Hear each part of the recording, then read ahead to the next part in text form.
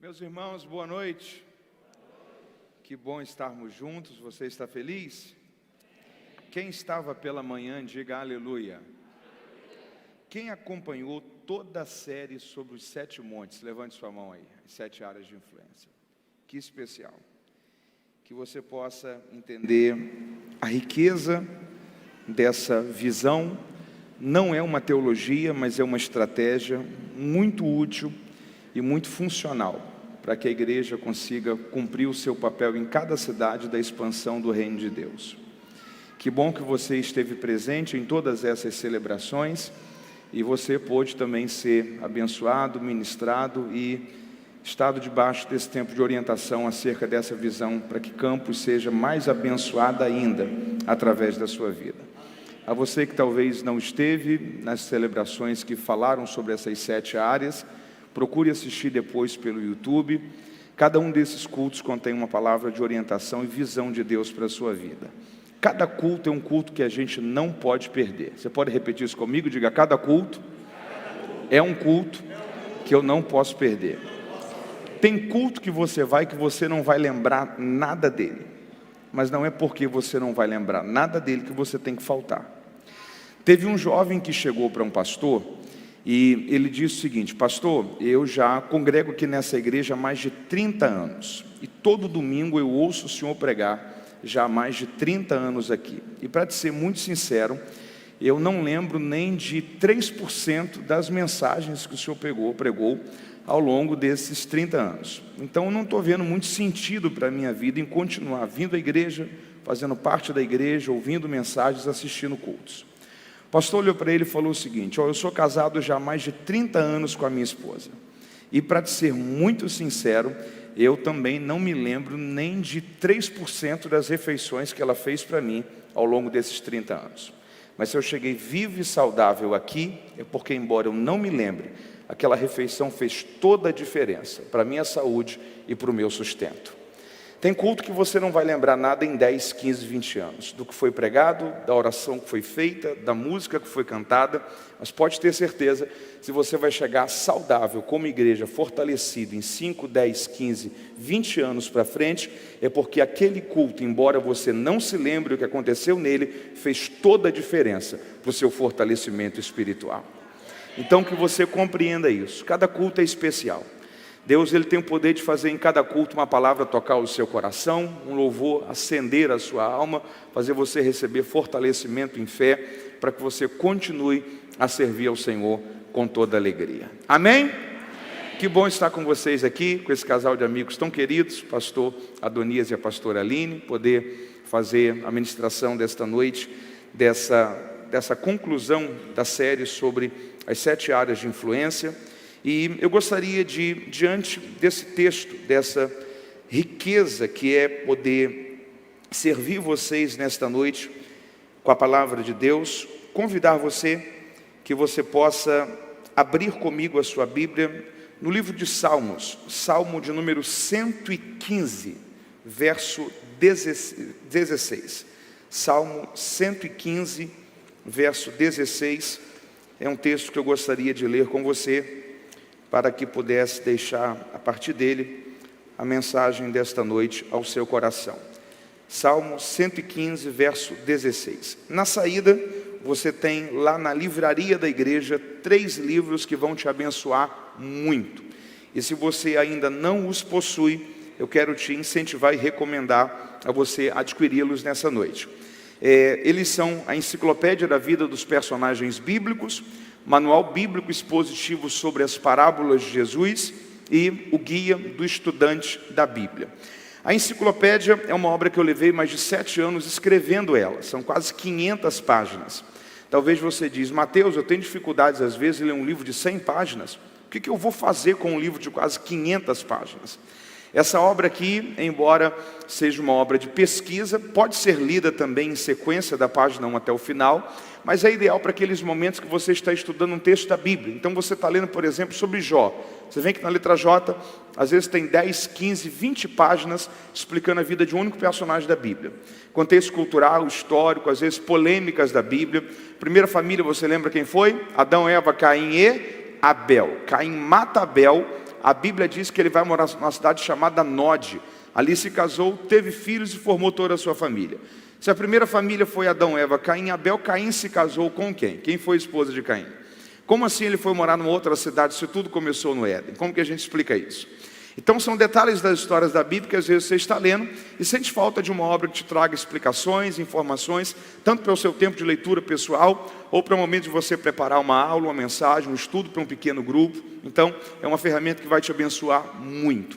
Eu tive a alegria de ter a revisão desta obra por um pastor muito querido da nossa nação, que é o pastor Hernandes Dias Lopes, e o prefácio dele foi pelo saudoso Dr. Russell Shedd, que dentro do que escreveu no prefácio, escreveu que não conheceu outra obra em português que reunisse tantas informações sobre a vida dos personagens bíblicos quanto essa. A penúltima obra é o Manual Bíblico Expositivo sobre as Parábolas de Jesus. Jesus contou ao todo 42 parábolas. Isso representa 1/3 de tudo aquilo que Jesus ensinou.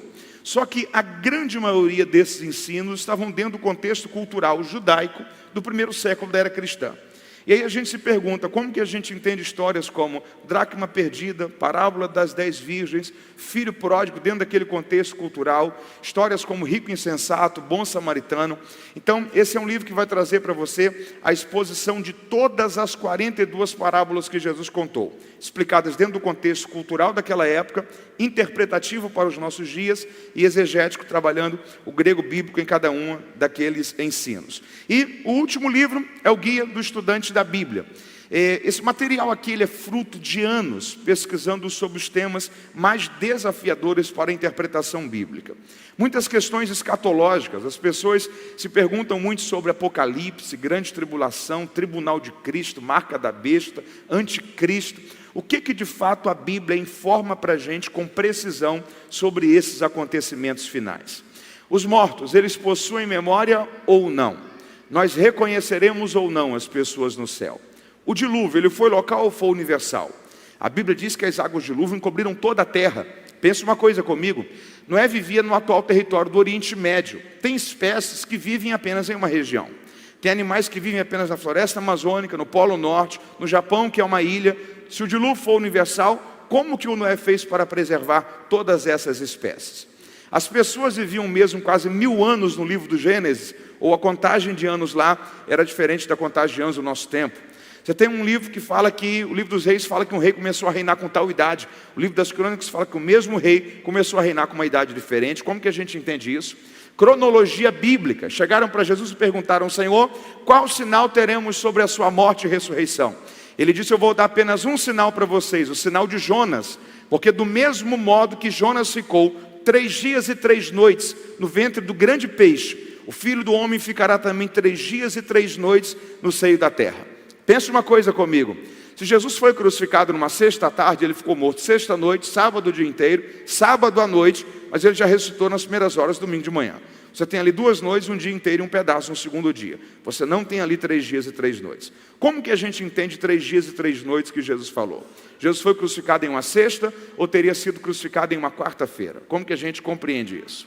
Então são centenas de questões que todos que amam entender e estudar a Bíblia sempre vão passar, hora ou outra, por um texto e vão se perguntar como que a gente entende esse texto aqui, se esse outro texto fala isso daqui. Então é uma obra riquíssima, as 3 obras são indispensáveis a você. O valor delas, uma é 50, 2, 80, as 3, 120. Nos 3 você tem aproximadamente 1000 páginas de comentários e explicações bíblicas. São mais de 12 anos de escrita, pesquisa e produção literária. Você pode adquirir, passa lá sem juros no cartão ou ainda por débito ou Pix. Passa lá, vai te abençoar, servir muito a você e a toda a sua família. Você me entendeu? Diga amém.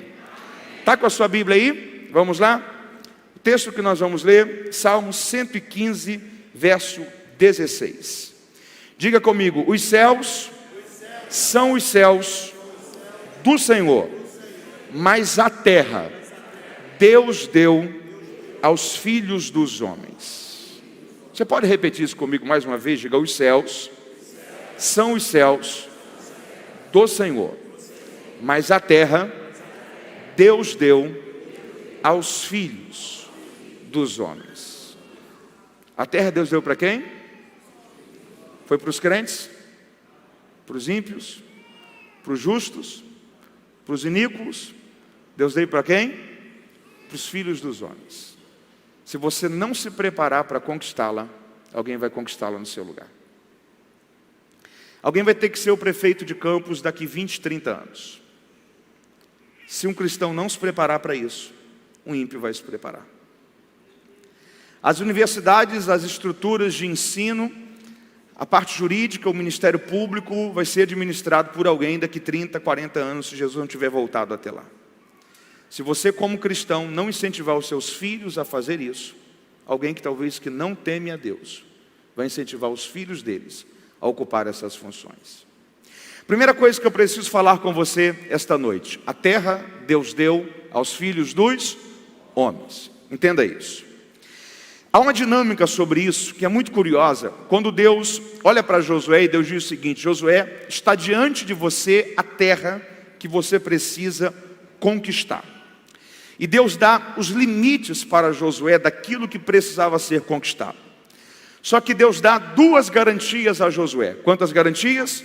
Duas. Em primeiro lugar, todo lugar que você colocar a planta do seu pé, esse território eu já vou-lo tenho dado. Não é que Deus está dizendo, eu vou te dar. Deus está dizendo, eu já te dei. Você precisa entender que quando Deus diz, eu vou fazer algo, considere isto já feito.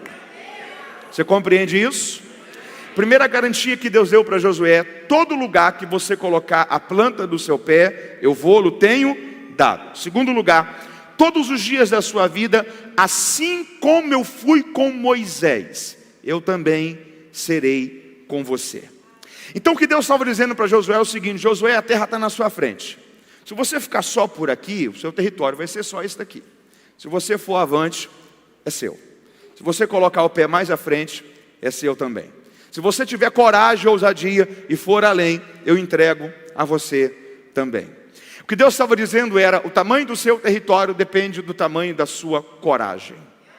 O tamanho do seu território depende de até onde você está disposto a ir. Levante uma de suas mãos e diga assim: Senhor, me enche de coragem. Eu preciso conquistar territórios.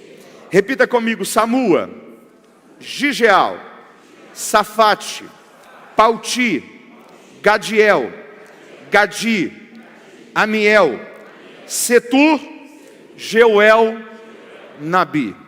Já ouviu alguma pregação aqui sobre esses homens? Nunca? Já ouviu alguma música que fez muito sucesso, contava a história deles? Nunca? Josué, você já ouviu falar? E Caleb. Sabe quem são esses homens? Os 12 espias. Sabe por que a gente não ouve falar nada sobre os 10 primeiros? Guarde uma coisa com você: covardes nunca serão lembrados. Deus usa pessoas corajosas. Deus usa pessoas que não temem os gigantes que precisam ser enfrentados. Você precisa entender que a proporção da coragem, a proporção do milagre que Deus vai derramar sobre a sua vida. Sadraque, Mesaque e Abednego só vivenciaram algo extraordinário porque tiveram uma fé extraordinária em Deus. Josué e Caleb só romperam a estrutura dos gigantes de Canaã porque colocaram a sua confiança no Senhor. Deus quer encorajar você nessa série para que você entenda que há territórios que serão conquistados por essa igreja, há territórios que serão conquistados pela igreja de Campos, pela igreja do Brasil, porque a terra Deus deu aos filhos dos homens. Só que tem uma coisa: a gente só conquista aonde a gente tiver coragem para colocar o pé.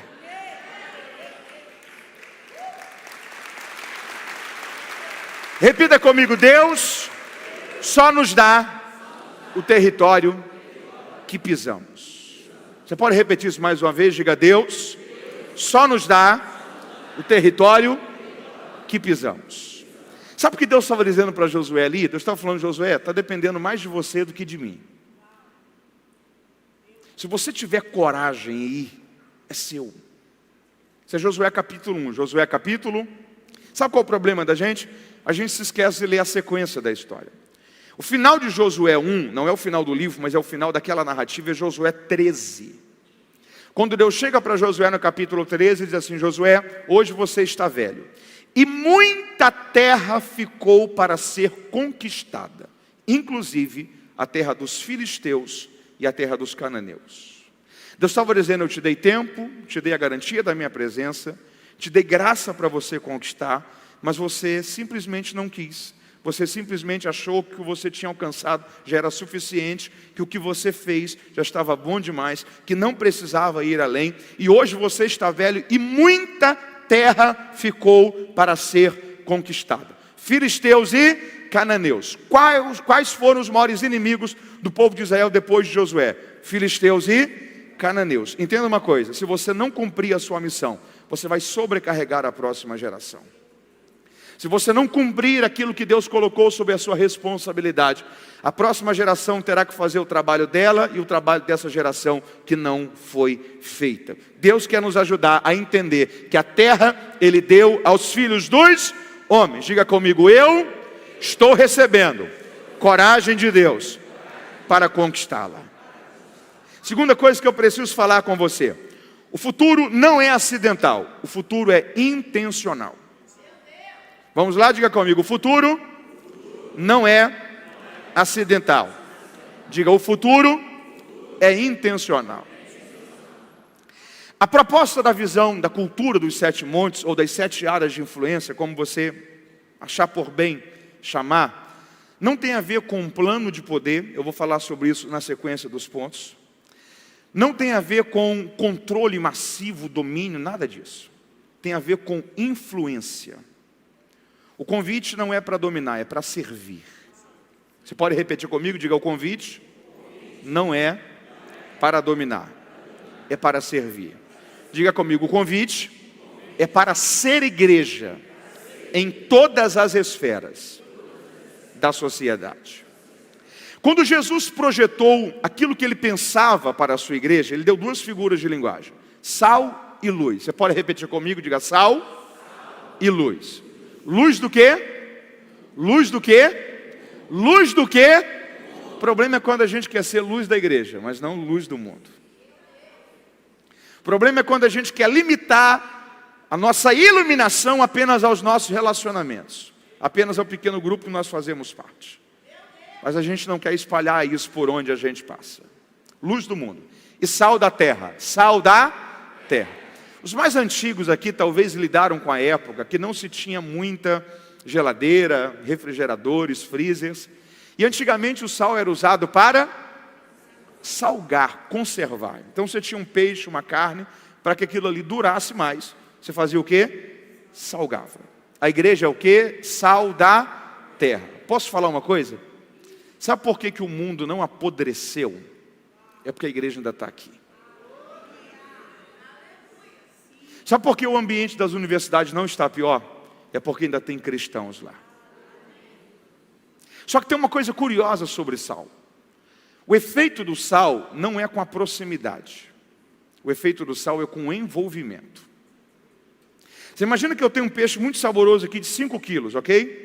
E eu tenho uma vasilha com sal aqui. O simples fato do sal estar perto retarda o apodrecimento? Não, eu tenho que salgar esse peixe. Se você só está perto, mas não se envolve, não funciona. Se você só trabalha no mesmo ambiente, mas não compartilha a sua fé, não funciona. Se você só mora no mesmo condomínio, mas não testifica do poder do Evangelho, não funciona. Se você só estuda na mesma escola, talvez na mesma sala, faz parte do mesmo grupo de WhatsApp, mas não testifica o que Jesus fez na sua vida, não funciona. A gente precisa entender que o segredo do sal não está na proximidade. O segredo do sal está no envolvimento. Levante as suas mãos e diga assim: Deus, me ajude a me envolver, a fazer a diferença, a influenciar em todas as áreas que eu posso alcançar. Só que isso não será acidental. Isso será intencional, porque o futuro não é acidental. O futuro ele é intencional. Terceiro ponto. A visão sobre as 7 áreas de influência não é um plano de poder, como eu disse a você, não é um projeto para dominar, mas é um chamado para servir. Você foi já ministrado nesses dias sobre essas 7 áreas, hoje, mais precisamente nessa última mensagem, sobre a área da educação. Há ainda sequência de mensagens, orientações, visão da igreja por meio do pastor, que vai ser compartilhada através de como você pode colocar em prática essas mensagens, essas orientações dentro dos seus relacionamentos, dentro da sua área de alcance. Mas deixa eu falar uma coisa para você. Você precisa entender que se todo esse conteúdo, toda essa mensagem apenas passou pela sua vida, mas se não criar raízes práticas em você, se não trouxer mudança em sua rotina, provavelmente ela não fará muito efeito. Se esse rio fluiu sobre você, você tem que irrigar outras áreas. Você tem que compartilhar com mais pessoas. Você tem que dizer: Senhor, me apaixone pela minha cidade. Me apaixone pela obra do Senhor. Me apaixone pela expansão do teu evangelho. Deus quer te ajudar a entender a paixão que deve existir em seu coração para servir diante desta visão. Servir em que áreas? Mateus já foi ministrado: arte, mídia, política, economia, família. Tem uma frase do Platão que ela é muito curiosa. Platão diz o seguinte: eu até me importo com quem faz as leis, só que eu me importo muito com quem faz as músicas. Eu até me importo com quem constrói o legislativo, mas eu me importo também com quem constrói a cultura do dia a dia, daquilo que se ouve, daquilo que se fala. Deus precisa de você nas artes, nas mídias. Deus precisa de você nas áreas de influência. Servir na política. Você pode repetir comigo? Diga: servir na política. Há 2 semanas atrás eu fui pregar em Porto Velho, e ao final do culto, um amigo que é deputado federal em Porto Velho me levou para jantar após o culto e começamos a conversar. E a gente estava falando sobre o cenário geral, leis estão sendo aprovadas, caminho que as leis estão caminhando dentro do país. E ele me falou uma coisa que eu não sabia. Ele falou assim: Mateus, nós elegemos aproximadamente 220 deputados evangélicos no ano passado. 120 desses já se amoldaram ao padrão político do sistema. Posso falar uma coisa para você? A gente não está precisando mais de evangélicos na política, a gente está precisando de cristãos. A gente está precisando de gente que de fato é convertida. Porque talvez um dos grandes problemas do nosso tempo é que as pessoas estão confundindo adesão com conversão. Tem gente que está aderindo a uma igreja, mas não está convertendo o evangelho. Tem gente que a vida ainda não foi transformada, o coração ainda não foi transformado. Talvez uma das grandes crises pastorais do nosso tempo é que a gente está tentando encontrar fruto do Espírito em gente que ainda nem nasceu de novo. A gente está precisando de cristãos na política, na educação, em todas as áreas. Evangélico a gente já tem demais lá, que estão dando até escândalos. A gente está precisando de fato de gente que teme a Jesus, que ama Jesus, que respeita a palavra de Deus e que entende que o evangelho é a porta de Deus para a transformação da vida do homem. Deus quer usar você para isso. Servir nas artes, na mídia, na política, na economia, nos negócios. Levante uma de suas mãos e diga assim: Senhor, me dê sabedoria para gerir dinheiro, para administrar dinheiro. Gente que consiga ter graça de Deus para ser bons empresários, bons empreendedores. Quando John Davis Rockefeller morreu, que foi um grande magnata norte-americano, da onde veio os Rockefellers, uma das famílias mais ricas do mundo, perguntaram para familiares próximos qual patrimônio que Rockefeller deixou, quanto de dinheiro que ele deixou. Ninguém dizia. Até que chegaram para um amigo perto de Rockefeller e perguntaram: você sabe quanto que Rockefeller deixou de dinheiro? O patrimônio que ele deixou? E ele disse: sei. Ele deixou quanto? O amigo falou: tudo. Ele não conseguiu levar nada. A gente tem que mudar a forma como a gente entende dinheiro. O dinheiro é como uma escada. Ninguém tem escada para ficar em cima dela. A escada é para acessar novas dimensões, novos andares. Se você só tem por ter, mas o que você tem beneficia somente a você, mas você não consegue ser um instrumento de Deus para a vida de ninguém, está na hora de repensar se você precisava mesmo ou não de tanto dinheiro. Tem uma coisa curiosa sobre o dinheiro. Sabe qual é a única porção de dinheiro que você vai conseguir acessá-lo na eternidade? Aquele que você não guardou com você aqui. A única porção de recursos que vai conseguir ser transformada em galardão e recompensa para você na eternidade é aquele que você entendeu que você era apenas mordomo dele, que Deus apenas confiou passar pelas suas mãos. Quando Deus chamou Abraão, Deus não disse para ele: eu vou abençoar você. Deus disse para ele: eu vou fazer de você uma bênção. Os recursos que Deus permitiu você ter não foi apenas por causa de você, foi para que você fosse uma bênção de Deus para a vida de pessoas por onde você passar. Você pode dar glórias a Deus por isso? A gente precisa de gente que entenda a bênção da mordomia cristã que nós vivenciamos como servos de Deus. Deixa eu dizer uma coisa para você, você está comigo aí, diga amém. A visão não tem a ver com o domínio, a visão tem a ver com servir, tem a ver com entrarmos de fato na sociedade de um modo que a nossa vida seja uma resposta de Deus para a expansão do Evangelho. Deixa eu dizer uma coisa para você, talvez isso vai assustar você a princípio, mas eu espero que você entenda isso comigo. A igreja cabe no reino, o reino não cabe na igreja. O reino é maior do que a igreja. A igreja é a noiva, o reino é o alcance do rei. A igreja, ela é o agente de Deus para que o reino de Deus chegue a lugares por meio dela.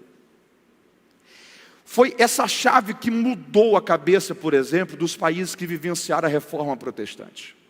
Um dos entendimentos que a reforma trouxe, principalmente dentro do campo da educação, é que culto não é aquilo que eu faço apenas 1, 2 ou 3 vezes por semana no auditório. Mas culto é a forma como eu vivo em todos os dias e momentos da minha vida. Eles começaram a entender que a minha profissão é uma forma de culto. Deixa eu dizer uma coisa para você, a sua profissão é uma forma de adoração. Porque se você é um bom profissional, Deus está sendo glorificado. Se você é um péssimo profissional, o Evangelho está sendo envergonhado. Se você é um profissional que honra o emprego, a função que te foi confiada, alguém vai olhar e vai dizer: está vendo? É um cristão, é o melhor funcionário que eu tenho aqui. Alguém vai olhar e vai dizer: está vendo? É um cristão, é o melhor empreendedor, é o melhor empresário que nós temos nesse ramo, nessa cidade. Mas se você falha dentro da área profissional que você exerce, alguém também vai dizer: ó, que pena, é cristão, mas que mau testemunho que dá. Que pessoa injusta nas negociações. Que pessoa que você não pode confiar no que ele diz, na palavra que ele dá. Nunca ele anda de forma correta, é mal pagador. A sua profissão, o seu âmbito profissional também é uma forma de você ou glorificar ou envergonhar a Deus. Você está entendendo isso? Olhe para os países da reforma protestante que passaram pela reforma e que começaram a entender que a profissão é uma forma de adoração. Olhe para a Alemanha, eles começaram a fazer carros, começaram a fazer os melhores carros, Mercedes, BMW. Olhe para a Suíça, começaram a fazer chocolate, os melhores chocolates. Os relógios, os melhores relógios, bancos, as melhores estruturas bancárias. Olhe para a Inglaterra, que depois do movimento anglicano, que foi uma reforma, como uma resposta de uma reforma dentro da região do continente, daquela região ali do império, de todo aquele território da Inglaterra, da Grã-Bretanha, de toda a região britânica. Olhe para o que eles começaram a fazer no campo da educação. Quando eles mudaram o entendimento da reforma protestante no Reino Unido, eles começaram a fazer universidades, começaram a fazer as melhores universidades, Cambridge, Oxford, entre tantas outras, porque eles entenderam que culto é mais do que eu faço em 2 horas por dia. Culto é como eu trabalho, culto é como eu trato o meu pai, é como eu trato a minha mãe, é como eu trato o meu esposo, é como eu trato o meu filho, é como eu trato quem eu não conheço. Se eu faço isso bem feito, Deus está sendo glorificado. Você pode louvar a Deus por isso? Olhe para as obras da carne e o fruto do Espírito. Quando Paulo lista as obras da carne, ele diz o seguinte: as obras da carne ele divide em alguns blocos. Ele fala, primeiro bloco é prostituição, lascívia e impureza, bloco de pecados morais de ordem sexual. Depois ele fala sobre idolatria, feitiçarias, obras da carne relacionadas à deturpação da religiosidade. Mas depois ele diz, obras da carne é injúria, ciúme, ódio, dissensões, divisões.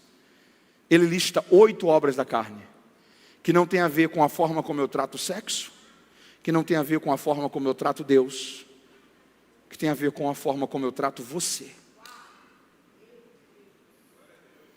Sabe o que Paulo estava dizendo? Gente cheia de Deus você conhece pela forma como ele trata as pessoas. Gente vazia de Deus se relaciona muito mal. Gente cheia de Deus sabe viver em paz. Você está comigo aí? O reino, ele precisa expandir através de você. Você precisa entender que onde você vai, a profissão que você tem, aquilo ali é uma porta de entrada para o reino de Deus. Talvez o seu chamado é ser um bom advogado, é ser um bom médico, é ser um bom professor, é ser um bom juiz. Talvez o seu chamado é ser um bom funcionário. E você vai galgando cada vez mais posições maiores dentro da hierarquia que você está no seu meio profissional. Mas o chamado tem a ver com o reino, o chamado tem a ver com o reino. O chamado no que diz respeito à igreja tem a ver com a liturgia, com a pregação, com os ministérios. O chamado sobre o reino tem a ver com você entender que onde Deus plantou você, é que você seja uma porta de entrada para o reino de Deus ali. Levante ante suas mãos e diga: o reino vai expandir através de mim, pela minha profissão. Quarto lugar, a visão das 7 áreas de influência nos convida a sermos, observe isso daqui, arquitetos culturais. A reconstruirmos em uma área de desconstrução. O grande problema da pós-modernidade, embora sociólogos já estão começando a dizer que após a pandemia, a gente está tendo o fim da pós-modernidade, o início da hipermodernidade, mas o grande problema da pós-modernidade é que ela está removendo fundamentos antigos que nos trouxeram até aqui, mas não está colocando nada sólido no lugar. Então não é que ela está transferindo ou trocando, ela está destruindo. Ela está desconstruindo, por exemplo, o conceito de família, mas não está construindo nada no lugar. Ela está, por exemplo, desconstruindo o conceito do sacerdócio masculino no lar. O homem produz segurança, solidez e senso de limites e responsabilidades. A mulher produz ternura, afeto, sensibilidade. As bases da família. Essa era de desconstrução está desconstruindo fundamentos, tirando colunas de sustentação, mas não está colocando nada no lugar. Está desconstruindo o respeito das pessoas a Deus e a obediência das pessoas à sua palavra, mas não está colocando nada no lugar. É por isso que tanta gente está sentindo um vazio tão grande. É porque tinha Deus, tiraram. Tinha respeito, tiraram. Tinha decência, tiraram. Tinha ética, tiraram. Tinha equilíbrio, tiraram. Diante disso, você está comigo aí? Diga amém. Quinto lugar, a área da educação é uma das principais e únicas saídas para recuperarmos a saúde de uma sociedade, o equilíbrio de uma sociedade. E eu preciso dividir esse ponto aqui com você em 2 pontos. Quantos pontos? Primeiro, diga comigo: educação secular e corporativa. Deixa eu ler com você aqui algumas informações para que eu não passe elas talvez com dados errados. Quando você tem, por exemplo, a estrutura do que hoje são os Estados Unidos, ok? É um modelo de um país que começou por um ideal cristão. Os cristãos estão sendo perseguidos na Inglaterra. Você tem o período do rei Henrique VIII, depois do movimento anglicano. Uma série de situações estão acontecendo ali. E vem uma série daquilo que nós chamamos de puritanos, eles de peregrinos, que saem da região da Inglaterra, atravessam o Atlântico e vão para a atual cidade de Plymouth, que fica no estado de Massachusetts, dentro daquilo que antigamente era chamada das 13 colônias norte-americanas, onde eles começam a criar as colonizações e as estruturas a partir daquele momento. Isso no século XVIII. As 13 colônias foram alfabetizadas pela Bíblia, a versão King James. Olha como que a estrutura de fé estava enraizada. Das 119 primeiras universidades dos Estados Unidos, 87 delas foram fundadas por cristãos. Entre elas Yale, Princeton, Harvard, Columbia, entre tantas outras. 25% dos primeiros graduados de Harvard eram pastores. Muitos dos primeiros nomes que se destacaram no campo da ciência, da física, da filosofia, da matemática, eram cristãos.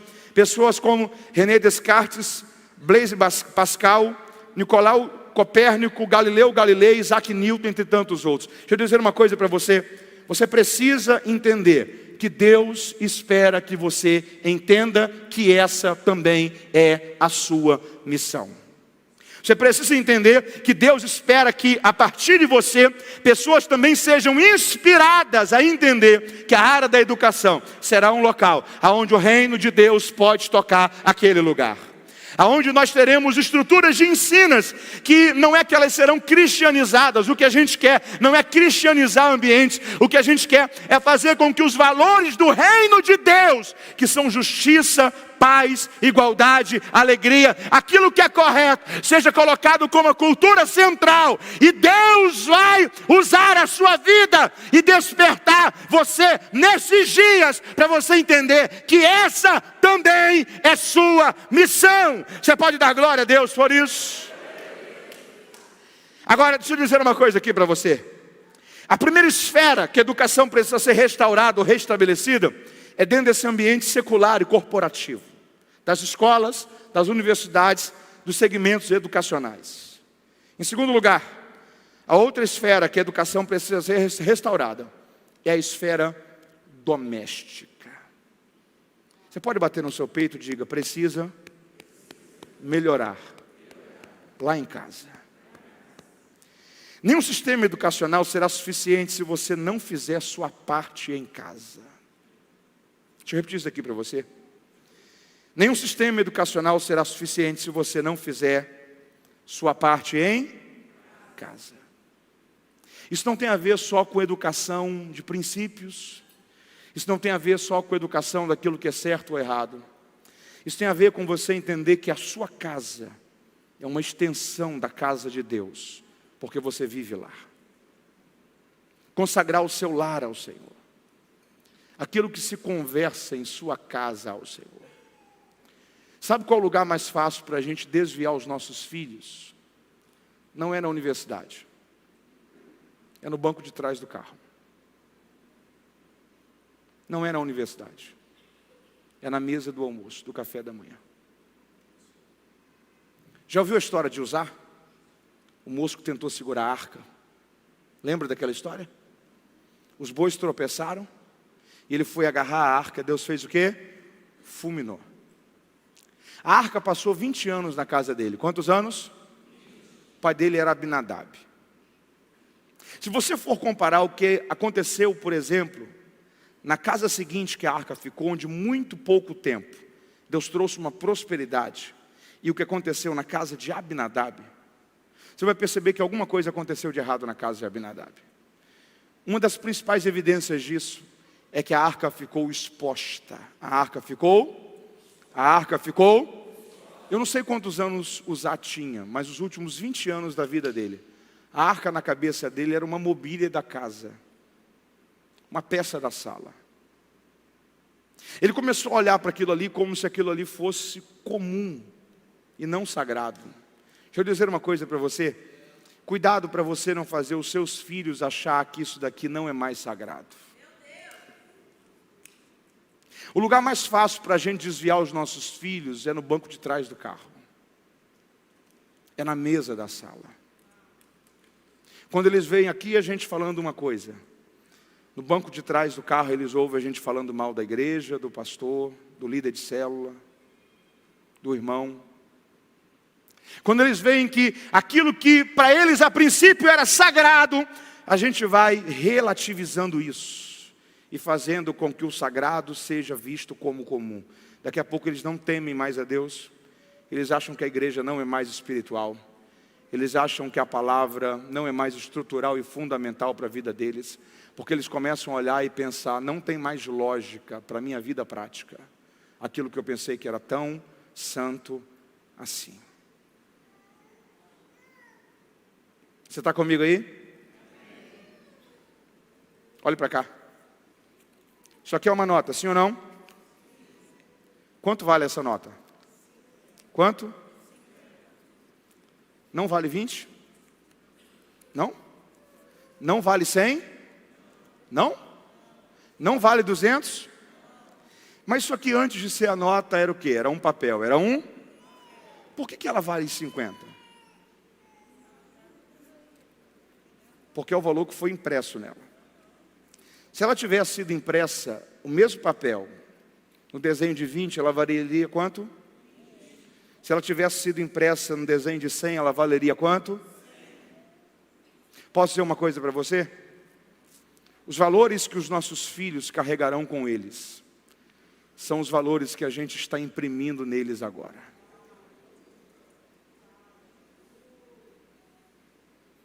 Se eles vão marcar o tempo deles ou não, tem a ver com o que a gente está imprimindo neles agora. Se eles serão pastores que temerão a Deus e amarão ao Senhor, ou talvez gente que achará que a igreja é mais uma religião qualquer, tem a ver com os valores que nós estamos imprimindo neles agora. Nós não vamos conseguir ganhar o mundo se primeiro a gente não conseguir alicerçar a nossa casa. O nosso alvo é transformar a sociedade, sim ou não? Noé também tinha o mesmo alvo. Noé tentou por 120 anos pregando. Só que um dia Deus olhou para Noé e disse assim: Noé, construa uma arca para você e para a sua casa. Para você e para a sua família. Deixa eu falar uma coisa para você. Lute para você mudar a sua cidade. Para você revolucionar a sua geração. Mas lute com mais forças ainda. Para que você não perca ninguém da sua casa. Para que você não perca ninguém da sua família. Construa um ambiente seguro. Construa uma arca. Construa um lugar de paz. Aonde Deus é respeitado. Aonde os valores do reino de Deus são celebrados. Dentro da sua casa. No seu lar. No convívio da sua família. Você está entendendo isso? Diga a Deus, me ajude a imprimir nos meus filhos os valores que eles carregarão com eles. Você está comigo aí? Diga amém. Eu estou começando a concluir, dobre a sua atenção. Quem aqui já ouviu falar de Jonathan Edwards? Faz assim com a sua mão. Foi um dos principais pastores que os Estados Unidos teve. Liderou um grande avivamento, ficou conhecido como o segundo grande despertamento. Aonde em um período de 3 anos, 50 mil pessoas se converteram a Cristo. Um tempo extraordinário. Era um homem de tanto temor de Deus, de tanta autoridade espiritual, que um dia ele pregou um sermão chamado Pecadores nas mãos de um Deus irado. E o temor de Deus e a autoridade espiritual era tão grande, que enquanto ele pregava, as pessoas se agarravam às colunas da igreja, porque elas tinham a real sensação de que elas seriam lançadas naquele mesmo instante no inferno. Por causa do temor de Deus que veio sobre eles. Conta-se que naquela madrugada que ele pregou aquele sermão, e há 5 anos atrás eu visitei o local onde ele pregou aquele sermão, no estado de Canary, que é uma cidade chamada Enfield. Conta-se que por onde passava-se, nas noites daquele tempo, nas ruas daquela madrugada, onde ele pregou aquela mensagem, nas casas das pessoas, ouvia-se gente chorando, confessando os seus pecados, reconhecendo Jesus como o Senhor, pedindo a Deus que o perdão de Deus viesse sobre eles, porque era um homem que carregava a autoridade espiritual de Deus sobre a vida dele. Jonathan Edwards. Só que junto a ele, contemporâneo, havia um homem que o perseguia muito. Era um ateu, filósofo, que tentava desconstruir os livros escritos, pregações, chamado Max Jacques. Há pouco tempo atrás, um aluno da Universidade de Princeton reconstruiu a genealogia, a descendência de Jonathan Edwards, e reconstruiu a descendência de Max Jacques. Foram encontrados registros de 1394 descendentes de Jonathan Edwards. 3 haviam se tornado presidentes de universidades, 102 advogados, 60 médicos, 65 professores de universidades, 30 se tornaram juízes, mais de 100 se tornaram pastores e missionários. Mais de 50 foram escritores de livros. 3 se tornaram senadores. 1 se tornou vice-presidente dos Estados Unidos. Reconstruiu-se a descendência no mesmo tempo de Max Jacques, que era um ateu alcoólatra, se casou com uma mulher ímpia e era oposição a Edwards dentro da pregação do Evangelho. Foram encontrados registros de 540 descendentes de Max Jacques. 150 haviam sido condenados por praticarem crimes. 78 condenados por homicídio. 112 eram alcoólatras. 310 foram sepultados como indigentes. Ninguém quis ir reconhecer o corpo, ter honra alguma, por causa de quem havia se tornado. Mais da metade das mulheres descendentes de Max Jacques havia se envolvido com prostituição. E o prejuízo que a descendência de Max Jacques havia deixado para o governo dos Estados Unidos em relação à penitenciária e estrutura prisional havia sido avaliado em $1.200.000. A luz do justo, ela vai brilhando até se tornar dia perfeito. Lute com todas as suas forças para que você mude a esfera da educação dessa cidade. Mas se agarre no altar de Deus esta noite, dizendo: o Senhor vai começar pela minha casa. Os meus filhos se tornarão pessoas que vão amar a Bíblia, porque eles vão ver um pai e uma mãe que vai amar a Bíblia. Os meus filhos vão se tornar alguém que vão lutar contra a corrupção, porque eles vão ver que o pai e a mãe deles são pessoas justas, que não vão aceitar suborno, que não vão aceitar o que é errado, que não vão mentir, porque eles verão no pai e na mãe deles alguém que ama e pratica a verdade. Deus vai te usar para começar uma cultura de santidade em toda a sua casa, em toda a sua família. Você pode dar glória a Deus por isso? Eu fecho aqui com o último ponto. Mudar a educação, ela é fundamental para que a gente consiga construir uma igreja que vai marcar o seu tempo, influenciar a cidade onde ela está plantada. Quando Deus falou sobre o projeto dele de expansão, os discípulos perguntaram: Senhor, é nesse tempo que o Senhor vai restaurar a autonomia de Israel perante o Império de Roma? Jesus disse não. Jesus disse não. Mas Jesus disse: vocês vão receber poder, vão receber, e vocês vão ser testemunhas, tanto em Jerusalém, Judeia, Samaria e confins da terra. Jerusalém tinha bairros, sim ou não? Sim. Deus citou os bairros de Jerusalém? Não.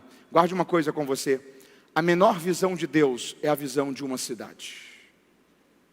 A menor visão de Deus é a visão de uma cidade.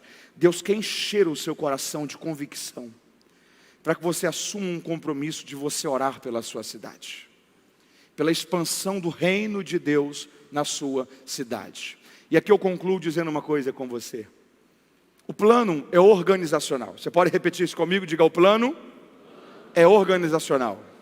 Mas diga: a esfera de alcance dele é espiritual. Você pode repetir isso comigo? Estou sentindo vocês meio cansados, vocês estão aí?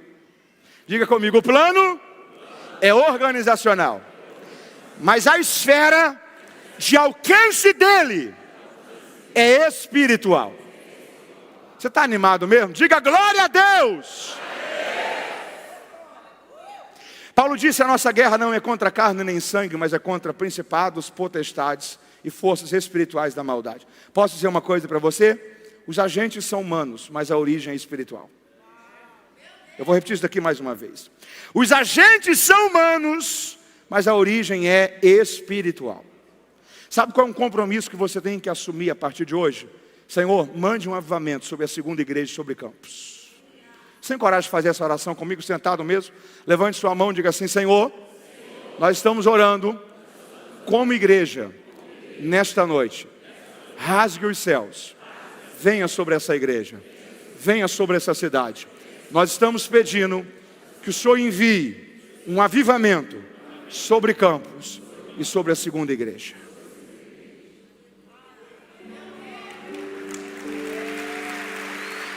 Os agentes são humanos, mas a origem é espiritual. Esse ano completou 10 anos do incêndio da Boate Kiss. Quantos anos? Há 5 anos atrás eu fui a Santa Maria, cidade onde teve um incêndio, aonde 242 jovens morreram. Eu não sei se você já foi no estado do Rio Grande do Sul, mas o estado do Rio Grande do Sul é um estado muito carregado espiritualmente.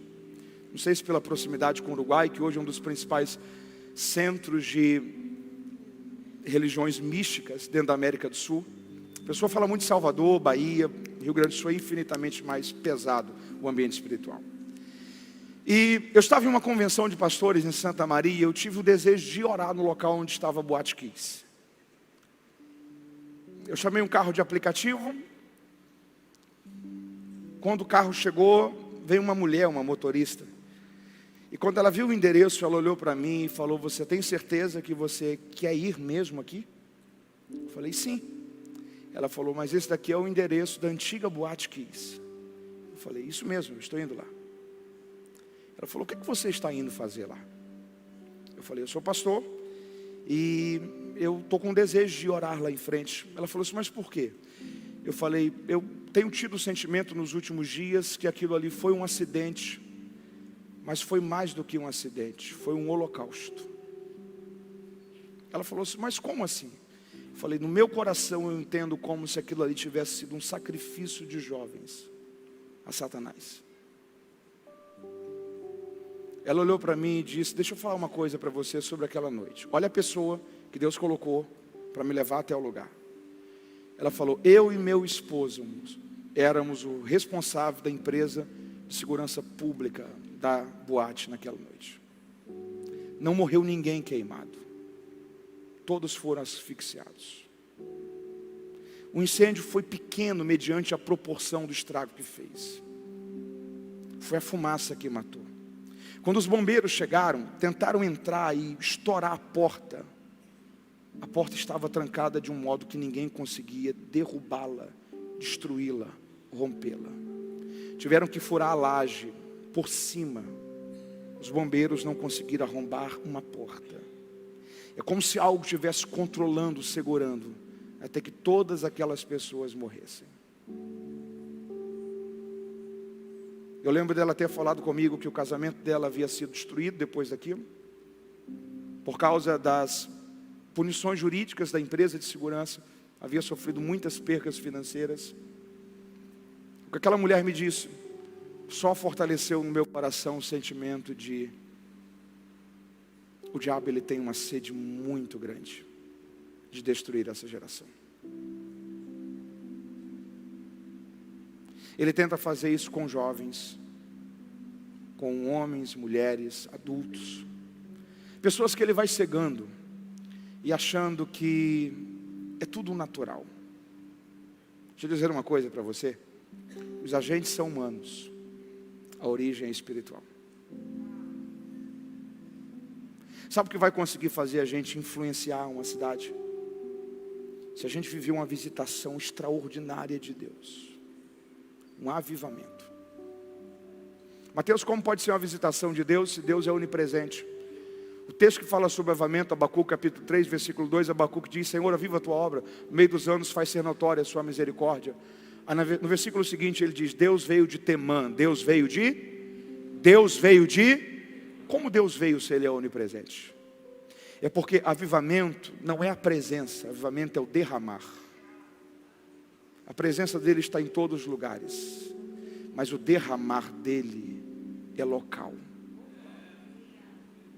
Avivamentos têm epicentros. São como furacões, eles acontecem em um lugar. Eles descem em um lugar, dali eles se espalham. Deixa eu dizer uma coisa para você. Nos últimos 5 séculos, sempre na virada do ano 20 do século, aconteceu uma pandemia. Pesquise isso na história. Na época de Lutero foi a peste negra. Na época de Jonathan Edwards, século XVIII, foi a febre amarela.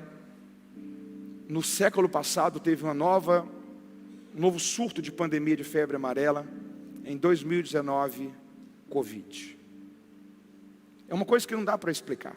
A cada 100 anos, na virada da década de 20, acontece uma pandemia nos últimos 5 séculos. Após toda grande pandemia dos últimos 5 séculos, aconteceu um avivamento extraordinário. Reforma, movimentos de Wesley e George Whitefield, de Edwards. Século passado, a expansão da igreja na China, a expansão do movimento pentecostal no Brasil. Eu estou crendo em meu coração que nós estamos muito próximos de um avivamento romper sobre a nossa geração. Avivamento é mais do que um culto bom. Avivamento é Deus mudando a nossa organização. Vocês têm aqui o Rio Paraíba, ok? A igreja é um rio, a igreja é um. O rio por onde passa ele tem vida. Pega o Google Maps, você vai ver que onde o rio passa tem muito verde perto. O rio por onde passa tem vida.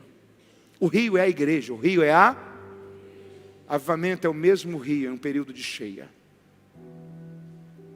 A gente não consegue controlar. Aquilo que a gente precisaria de 10, 15, 20 anos de um trabalho bem feito, Deus faz acontecer em 1, 2. Sai do nosso controle. Avivamento é quando Deus diz: eu decidi marcar a história de vocês. Eu decidi dizer para vocês que a organização de vocês é até necessária, que a força de vocês consegue fazer alguma coisa, mas quando eu decido derramar o meu poder, tudo se torna mais leve. Tudo acontece em uma proporção muito maior. Eu estou crendo em meu coração, Deus tem um avivamento para mandar sobre a nossa geração. Comece a ler sobre os avivamentos. Em 1904 aconteceu um avivamento no país de Gales, com um pastor chamado Evan Roberts. Em 9 meses, 100 mil pessoas se converteram a Cristo. Avivamento não é algo que Deus faz apenas em um lugar. Avivamento é Deus derramando sobre um lugar inteiro. O esporte mais popular do país de Gales era o rugby. Em 1904, os campeonatos de rugby foram cancelados. As pessoas não iam mais para o estádio, elas estavam correndo para a igreja. Os animais não conseguiam mais entender os seus donos, porque o linguajar dos donos era muito chulo, era muito pejorativo, com palavrões. O idioma, o alfabeto foi limpo, as pessoas não conseguiam mais chamar palavras de baixo escalão. E a linguagem que os animais estavam acostumados a ouvir os seus donos, os mesmos termos não eram mais utilizados. As pessoas chegavam nos pubs, nos bares, nas tabernas, na hora de beber, elas não conseguiam beber, a bebida era trazida, elas começavam a chorar, saíam dali, iam para casa, iam para a igreja. Deus desceu com o espírito de santidade sobre todo o país de Gales. Avivamento é mais do que um culto bom, é mais do que um congresso bom. Avivamento é a graça de Deus descendo sobre uma cidade. É a graça de Deus envolvendo prostíbulos, é a graça de Deus envolvendo bares, é gente que está abandonada dentro das esperanças humanas, amarguradas do pecado, aprofundadas nas estruturas do diabo, e a graça de Deus chegando lá, libertando, limpando. Deus vai salvar toda a sua casa, toda a sua família. Tem um avivamento de Deus para vir sobre a nossa geração. Você está entendendo isso? Fica de pé comigo em nome de Jesus. A nossa organização ela é fundamental. A gente precisa se preparar para isso. Mas eu estou crendo que Deus vai fazer com que a organização humana seja compatível com a direção do propósito divino. Eu estou crendo em um novo tempo para Campos. Eu estou crendo em um novo tempo para Cabo Frio. Eu estou crendo em um novo tempo para o estado do Rio de Janeiro. Eu estou crendo em um novo tempo para o Brasil. Eu estou crendo em um novo tempo para a sua casa. Eu estou crendo em um tempo que a gente não vai ter quantidade de casas para abrigar todo mundo que vai precisar de um grupo pequeno. Eu estou crendo em um tempo que as pessoas não vão querer que o culto acabe, por causa da fome delas por Deus de ouvirem a palavra. Que elas vão correr para a oração. Que elas vão amar mais a Jesus do que a qualquer coisa. Que a mente será purificada, que o linguajar será purificado.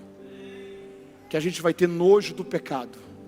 Porque a santidade de Deus vai envolver a gente e vai purificar a gente, assim como purificou Isaías. Eu estou crendo em um tempo que esse rio vai ter uma cheia. Eu estou crendo em um tempo que os céus vão abrir. Que a gente não vai conseguir calcular o impacto do que Deus vai fazer. Que depois de dias, semanas, meses e anos, que a gente vai ouvir coisas que aconteceu quando o epicentro aconteceu e Deus derramou o avivamento. Eu estou crendo que Deus está alinhando a segunda igreja em uma visão. para que isso possa fluir através de vocês. Está entendendo isso? Há uma coisa sobre avivamento. Avivamentos nascem de um útero chamado oração. Você pode repetir comigo? Diga: avivamentos nascem de um útero chamado oração.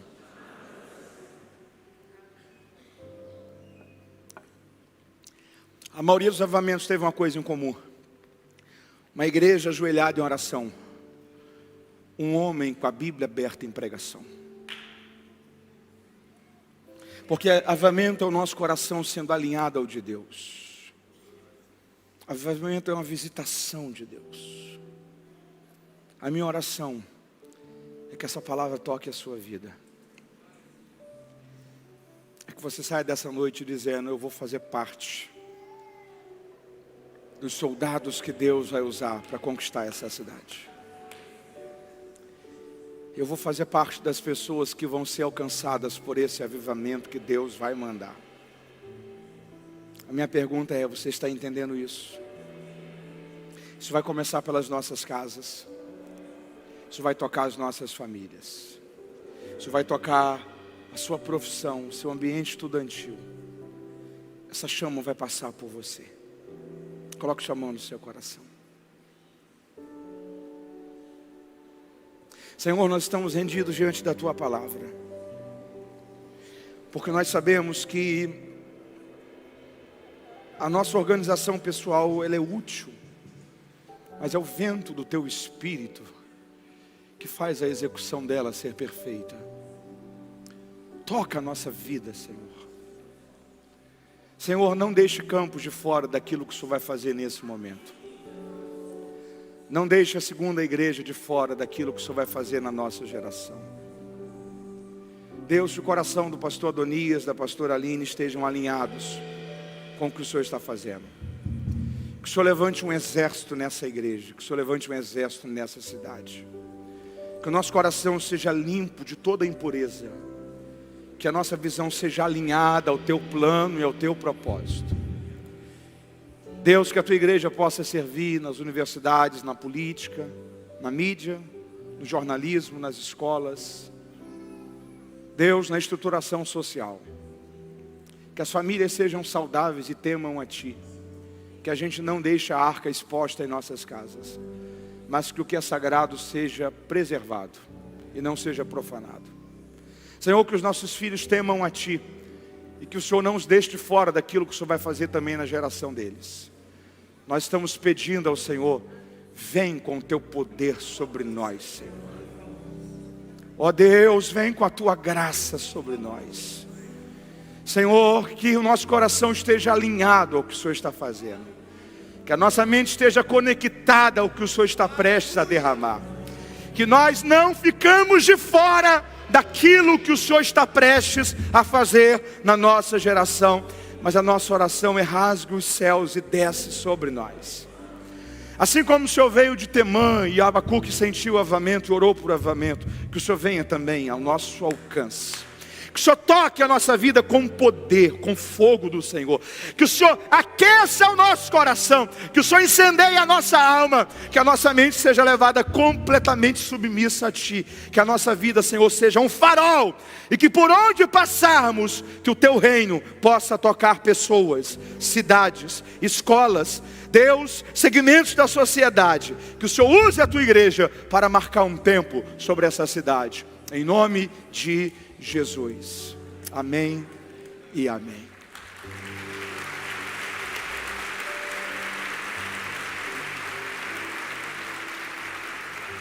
Você está me ouvindo? Diga graças a Deus. Em pé como você está. Eu quero saber onde está você, que precisa recomeçar a sua caminhada com Deus. Você que está ou distante dos caminhos do Senhor, ou você que ainda não entregou publicamente, definitivamente, a sua vida a Jesus, recebendo Ele como seu Senhor e Salvador. Deus conta com você para esse momento. É o momento de você resolver o que está pendente na sua vida, de você alinhar o seu coração a Deus. de você deixar para trás o que precisa ficar para trás, que não combina com o futuro que Deus tem para você, de você decidir viver uma nova história. Eu quero saber onde está a primeira pessoa para Jesus desse culto. Eu quero orar agora com você. Dê um sinal com a sua mão se você pode. Onde está a primeira vida para Jesus? Mateus, eu ouvi essa palavra, eu quero entregar a minha vida a Jesus. Há alguém na galeria? Eu gostaria de orar com você, se você puder vir aqui diante do altar. Quem está me ouvindo, diga amém. Carinhosamente, olhe para quem está perto de você, dê um sorriso para essa pessoa.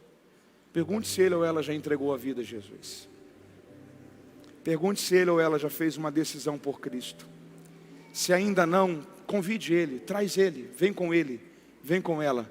Eu quero orar pela primeira vida que quer entregar o seu coração a Jesus esta noite. Está vindo? Que Deus te abençoe. Esteja aqui, nós vamos orar juntos.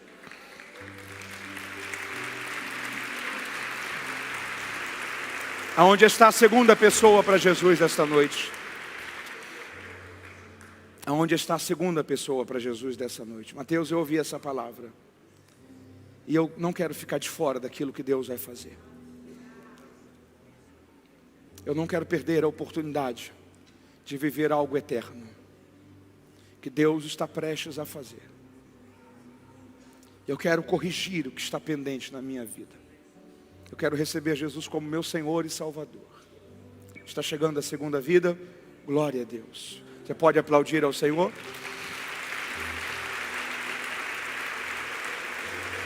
Eu quero orar pela terceira vida desta noite. Aonde está a terceira pessoa que ouviu essa palavra, que sabe do poder dessa decisão e que quer vir correndo abraçar o Senhor para esse novo tempo?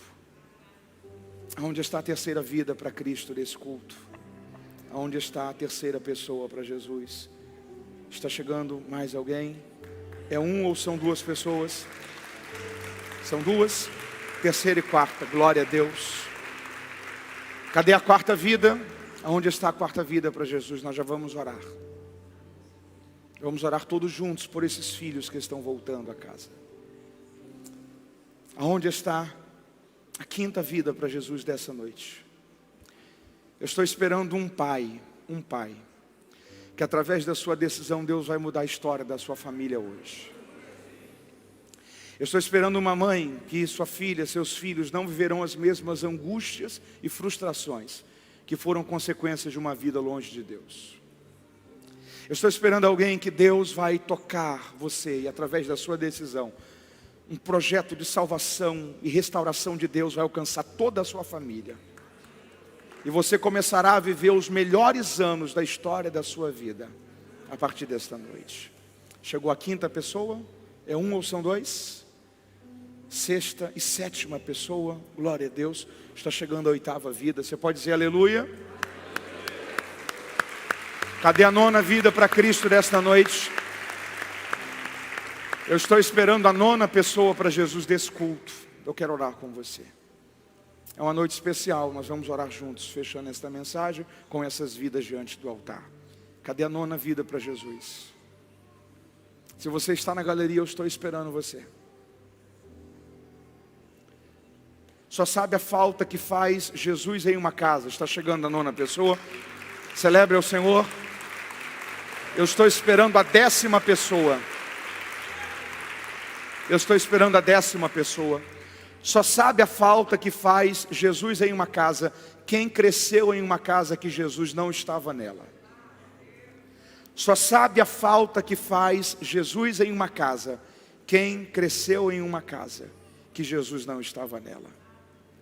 Só sabe a falta que faz Jesus em uma casa o filho que cresceu em um lar que o pai estava com a vida destruída em vícios, que a mãe estava com a vida destruída em amarguras, feridas, decepções. Que aquele lar nunca foi um lugar de paz, onde Jesus reinou, onde o reino de Deus esteve presente. Você que é pai e mãe, você tem o poder de fazer hoje uma decisão que ela não vai afetar apenas a sua vida, mas ela vai trazer um novo destino sobre os seus filhos. Ela vai configurar o novo ambiente que seus filhos vão fazer parte. A fé que vai crescer neles. Os amigos que eles irão ter daqui 5, 10, 15 anos. Como fruto de uma igreja saudável. uma igreja espiritual, uma igreja que é uma família feliz, que ele vai fazer parte dela. A sua decisão traz impactos diretos e talvez irrecuperáveis se foram perdidos, para 10, 15, 20 anos daqui para frente na história da sua vida. É mais do que fazer parte de uma igreja, é reconhecer quem é o Senhor da sua vida. É mais do que fazer parte de uma igreja, é definir onde você quer viver a eternidade, com Deus ou sem Deus, em um lugar de salvação eterna ou de perdição eterna. Eu pergunto mais uma vez, aonde está você que precisa fazer uma decisão com Jesus, entregar a sua vida a Cristo, recomeçar a sua caminhada com Deus? É a decisão mais importante da história da sua vida. Esse culto não pode terminar sem que você vire essa página, sem que você dê esse passo ao novo futuro de Deus para a história da sua vida. Eu estou esperando você diante do altar para orarmos juntos. Venha Cristo agora em nome de Jesus. Enquanto eu estava falando, chegaram umas 2 pessoas, está chegando uma terceira, então nós estamos em 12 pessoas. Está chegando mais alguém? 13 pessoas, glória a Deus. Temos uma 14ª vida para Cristo desta noite. Meu tempo já esgotou. Eu tenho menos 15 minutos para a próxima vez que eu vim pregar aqui. Pela última vez eu pergunto, aonde está você que precisa fazer essa decisão e ainda não está aqui para orarmos? Cadê você?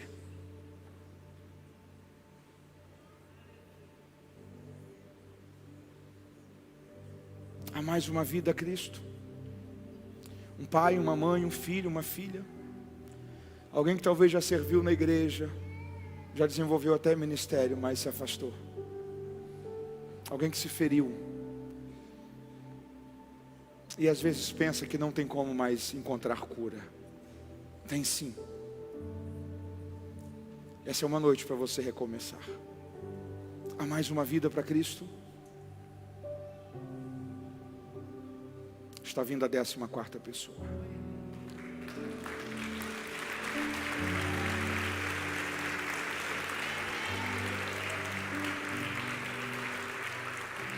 Chegou a 15ª pessoa, glória a Deus.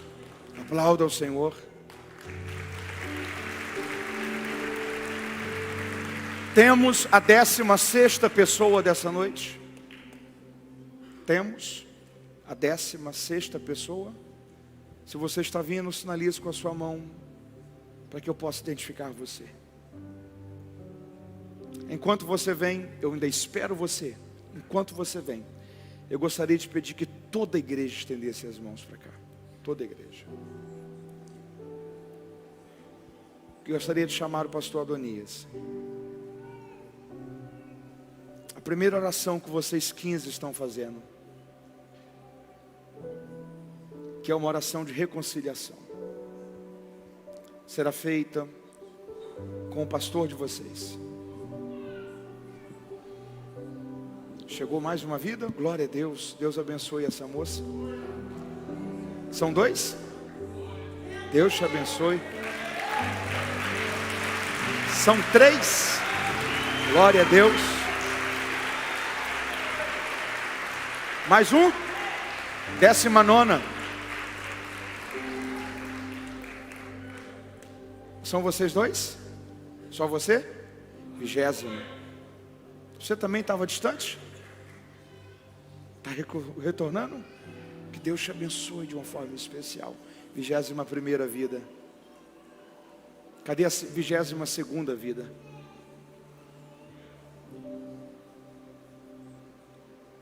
Uma das melhores frases para se ouvir na vida é: ainda dá tempo. Está chegando mais alguém? 22ª vida. Celebre, aplauda.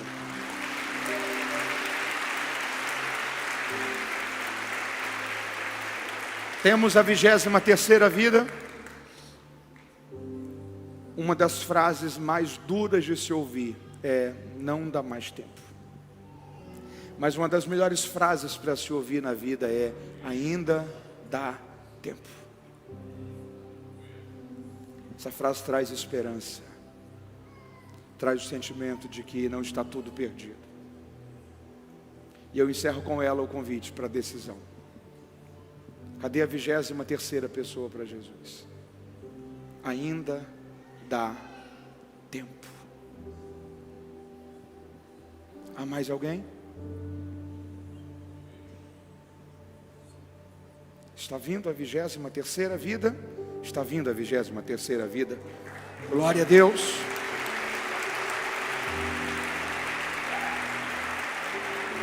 Está vindo a 24ª vida? Não, ok. Estenda as mãos para cá. Se ainda há mais alguém, nós estamos esperando você. Enquanto você vem, gostaria de pedir ao pastor Adonias que fizesse essa primeira oração de reconciliação com vocês. Senhor, nós somos gratos porque a palavra é pregada no poder do Teu Espírito e ela encontrou uma boa semente, uma boa terra, melhor dizendo, nessa noite. Pessoas ouviram a Tua palavra e muito mais do que serem persuadidas por lábios humanos, elas foram tocadas pela Tua presença. E aqui elas estão, trazendo com elas toda a mochila, toda a bagagem, todo o fardo, todo o contexto cultural, toda a origem. E elas estão aqui à frente, porque entenderam que no Senhor elas podem iniciar uma nova página de vida. A Tua palavra diz que aqueles que estão no Senhor se tornam novas criaturas. As coisas velhas ficam para trás e tudo se faz novo. E eu peço, abençoe todos eles agora. Todos eles, Senhor. Que do alto da cabeça à planta dos pés, eles sejam tocados de forma poderosa pela Tua presença. Toque agora, ó Deus, no entendimento. Que todo pensamento, ó Deus, seja agora abençoado. Ó Deus, toca no coração, revista de poder. Ó Deus, abrace agora com a Tua graça. Que saia daqui completamente cercado pelo Teu favor, pela Tua presença. Ó Deus, eu peço agora, por favor, que onde eles colocarem os pés, o Senhor entregue mesmo como terra conquistada. Como aprendemos nessa noite, ó Deus, leva-nos numa dimensão, ó Deus, além da nossa expectativa. Pedimos que nos sejam dadas coisas extraordinárias em medidas extraordinárias. A Tua palavra diz que se o Senhor escreveu o nome no livro da vida, esse nome de maneira nenhuma poderá ser riscado. E eu peço que todas essas pessoas tenham agora o nome lavrado no livro da vida, não com uma tinta qualquer, mas com o sangue do Cordeiro, para que quando a trombeta tocar e Jesus voltar, eles sejam encontrados, ó Deus, como aqueles que receberão bem-vindos. Vocês que perseveraram, vocês que permaneceram, sejam bem-vindos, benditos são vocês, filhos do meu Pai.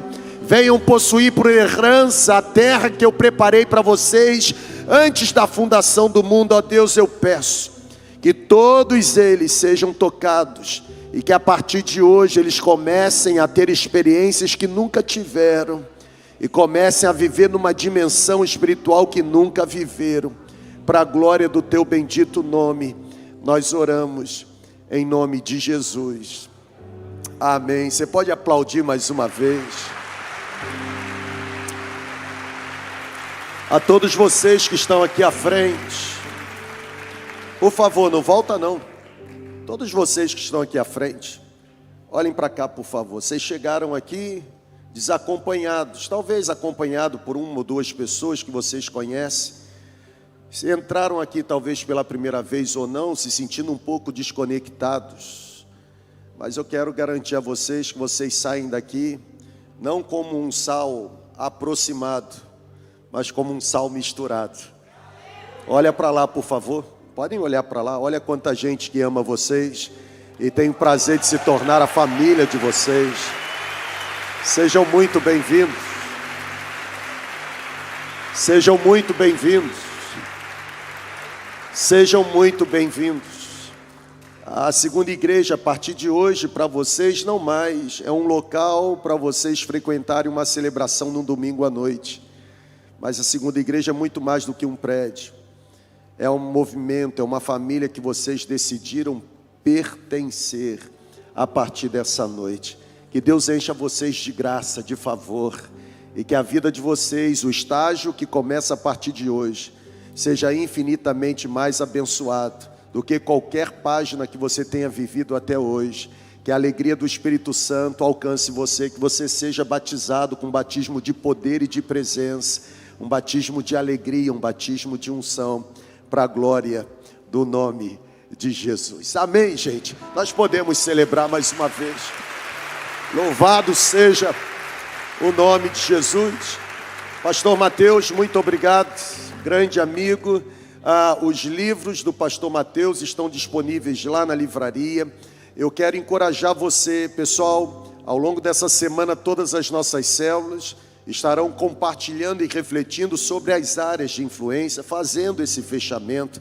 Vai ser muito bom, e no domingo que vem, nós estaremos aqui, tentando entender de Deus e apresentar aquilo que Deus tem nos dado como estratégia, para que a nossa comunidade esteja posicionada intencionalmente em cada uma das 7 áreas de influência apresentadas, para que nesse ciclo de expansão, nós não apenas nos tornemos bons teóricos a respeito de, mas arregaçando as mangas, como ouvimos hoje pela manhã, descendo no vestiário, colocando o uniforme, façamos parte desse grande movimento de Deus, que não apenas vai receber um troféu, mas vai fazer parte da mudança do destino eterno de milhares de pessoas que Deus já nos entregou nesta cidade. Os novos membros da nossa comunidade não estão em outras comunidades. Os novos membros das nossas comunidades, nesse exato momento, estão nos bares da vida, estão nos centros de prostituição, estão nos centros de drogadição,